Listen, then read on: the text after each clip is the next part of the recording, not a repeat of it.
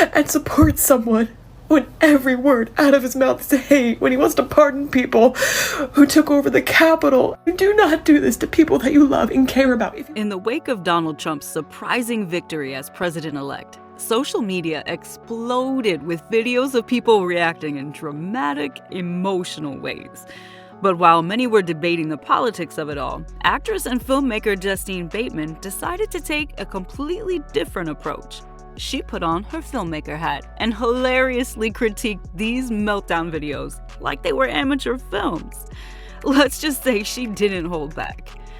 For those who may not know, Justine Bateman is a Hollywood actress best known for her role in the classic sitcom Family Ties.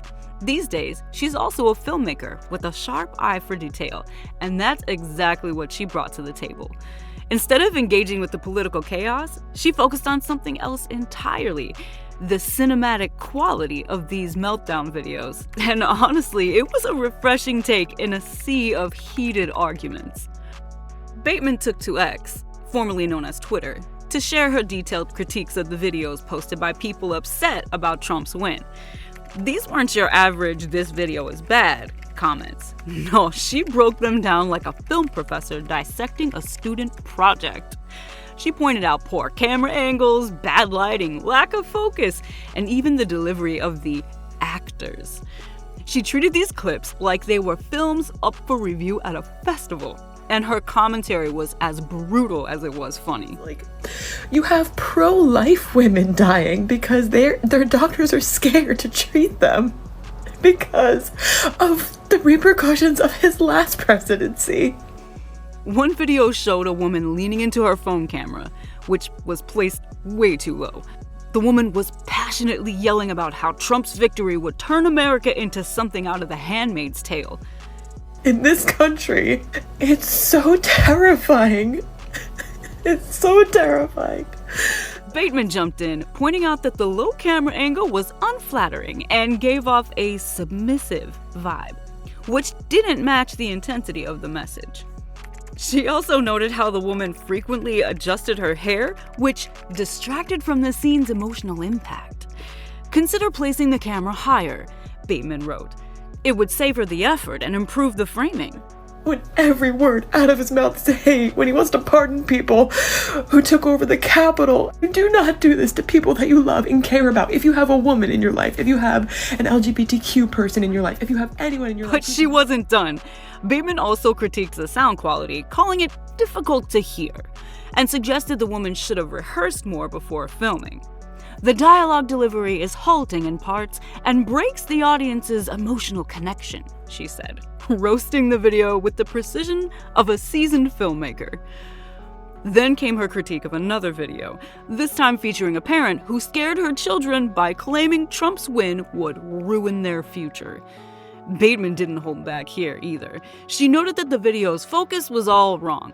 Instead of showing the emotional reactions of the kids who were supposedly the stars of this clip.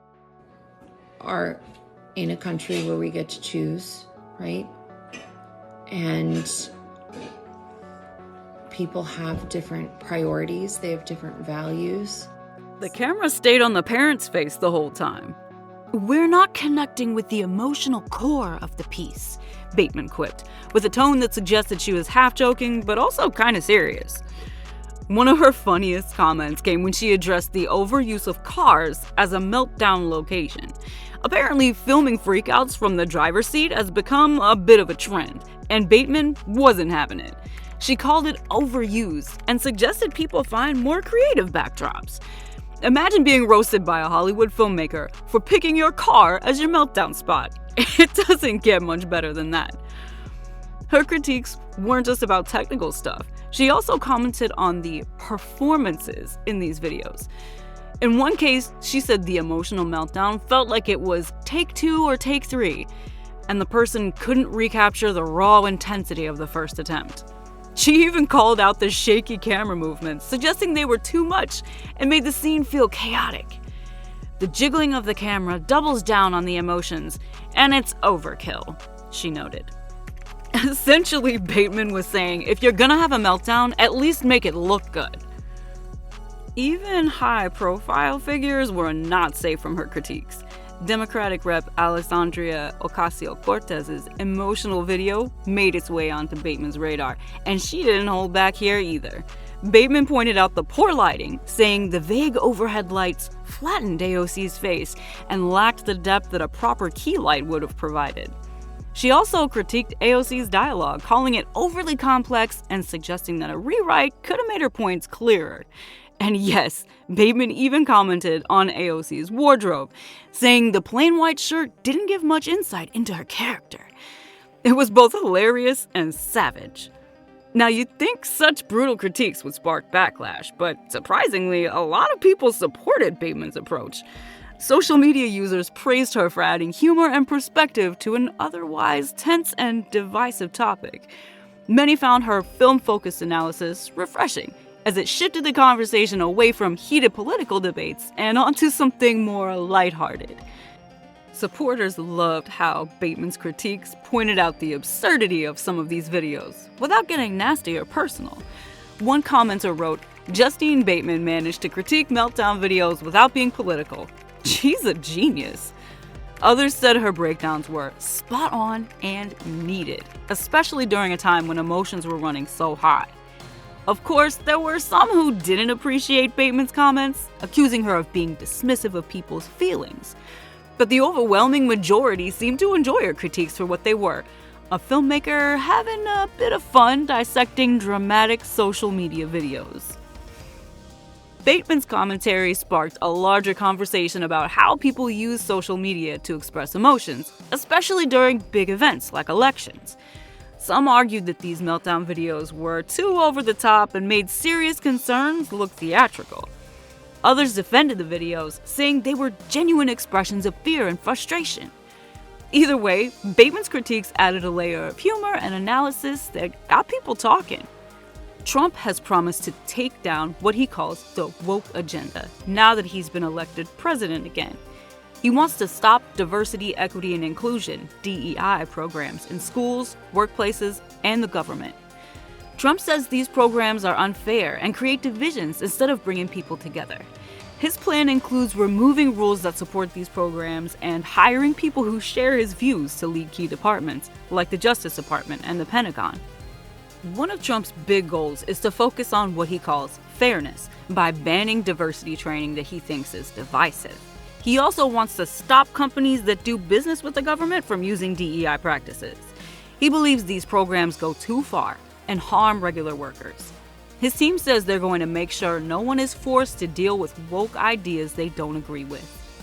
Some people argue that DEI helps bring fairness and new ideas, but others, including Trump, say it's been used to push political agendas.